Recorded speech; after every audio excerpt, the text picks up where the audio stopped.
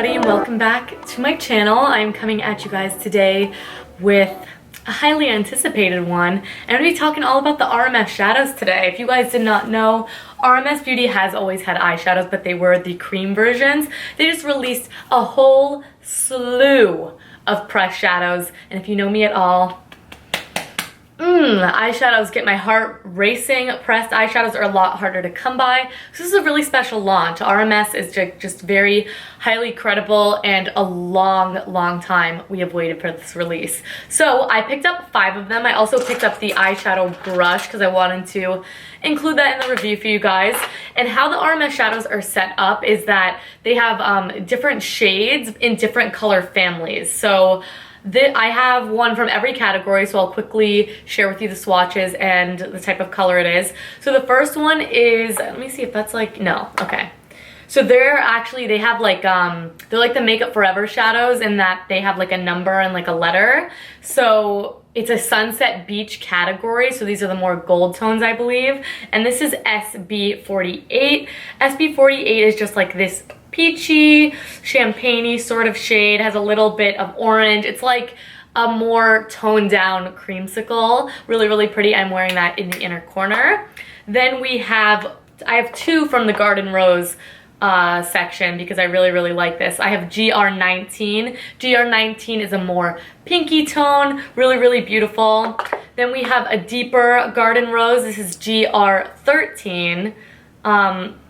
GR13 is just a little bit more brown. Still is in the purple family. The Garden Rose are sort of like these more purpley taupey tones. That's what this one is, just a little more intense version of GR19.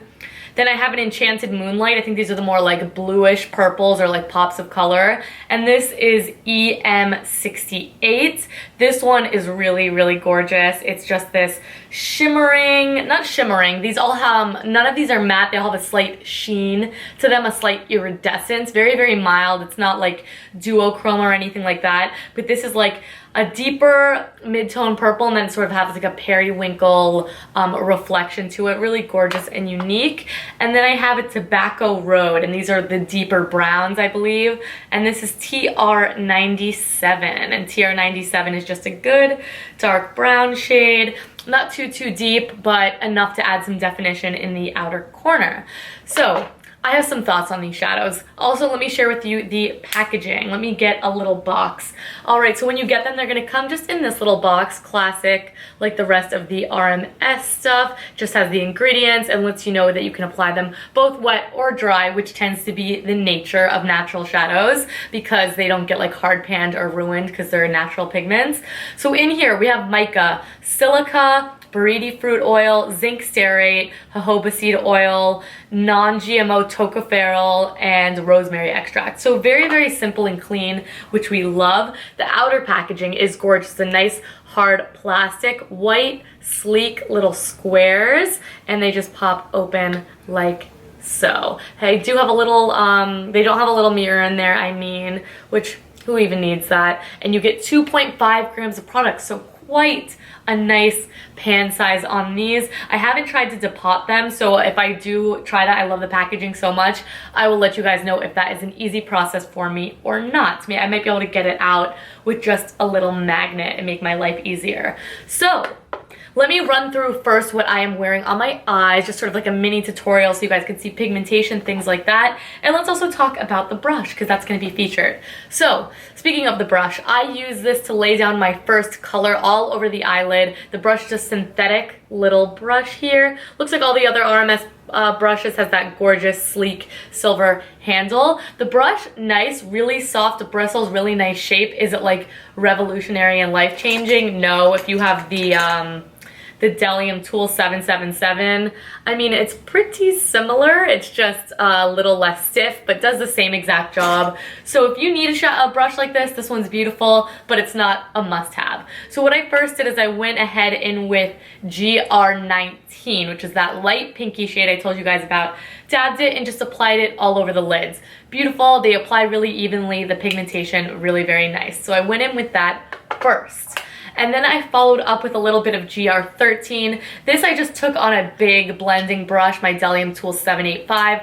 I took that right through the crease. Like I said, these are both part of the Garden Rose little area, so it's just a slightly deeper tone of the color I applied to the lid, just to add a little bit of definition. Thought that would be nice, and it worked a treat. These are very blendable. I wouldn't say they're like highly pigmented. Like when I swatch them, they don't blow my mind, but the pigmentation is very nice. You don't need to work very hard to build it up.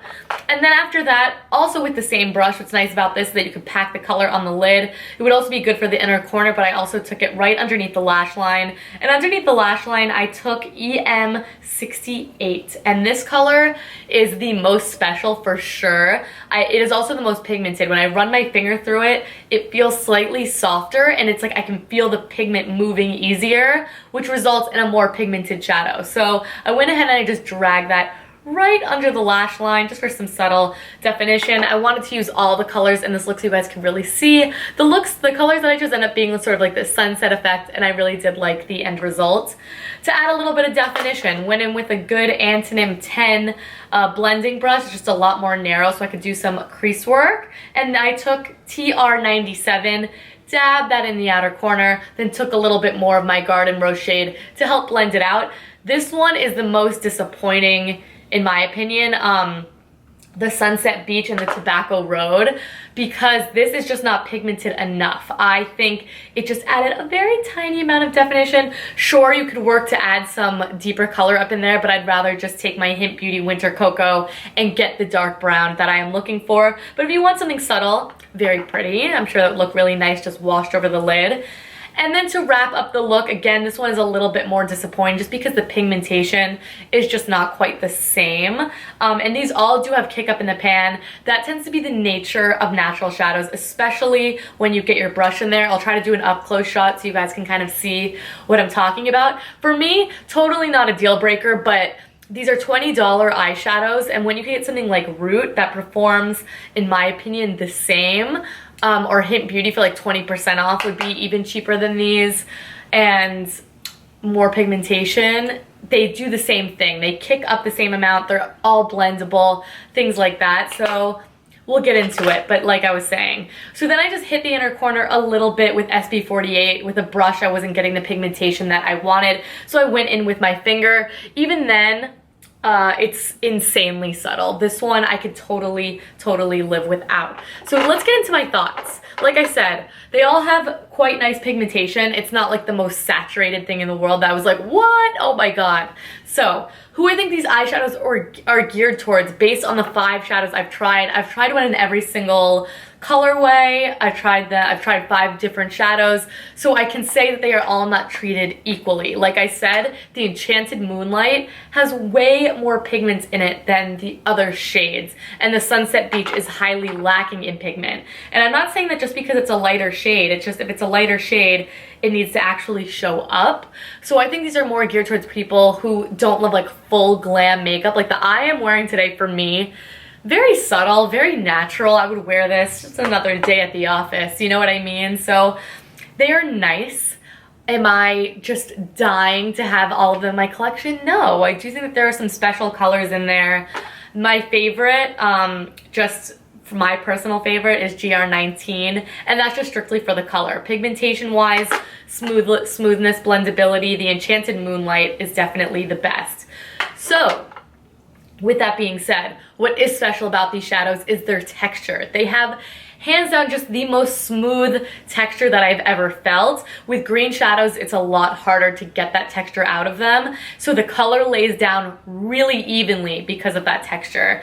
I think they apply really nicely with a brush. You don't have to go in with the finger, but there's pros, there's cons. I think that these are for definitely a certain kind of people. So if you like a natural look, maybe pick up a couple of these. Do you need every single one, spending 20 bucks for that?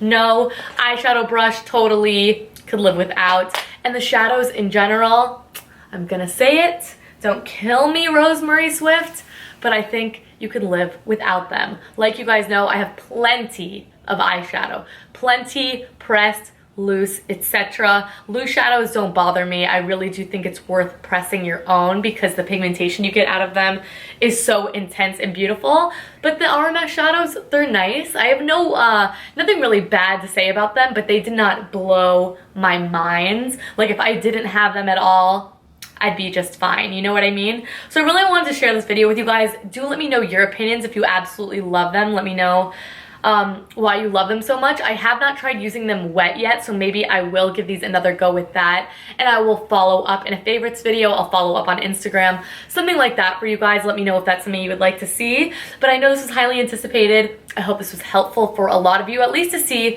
some colors, because I know it's a little bit hard to tell. But I will also say what's really nice is on the RMS site, they have them swatched all over the eyelid so you can see. I do think they're pretty true to color. I don't think it's as true to pigment, like they look so flawless and effortless and blah. But as far as color goes, I think it is a pretty good understanding of how the colors are gonna look. But thank you guys so much for watching this video. If you liked it, do give it a big thumbs up. Is there any other new products out there you'd like me to try? Please let me know, because I love to try me some new products. And I adore you guys. Follow me on Instagram at Green Bunny Video. Leave me comments, like this video. I'm trying to increase engagement with you guys. I love talking to you. I love reading your comments. Even if I don't reply, I read every single one. All I do is check my email on this thing because I love getting comments from you guys. But thanks for everything. I adore ya. I'll catch you in the next video. Bye.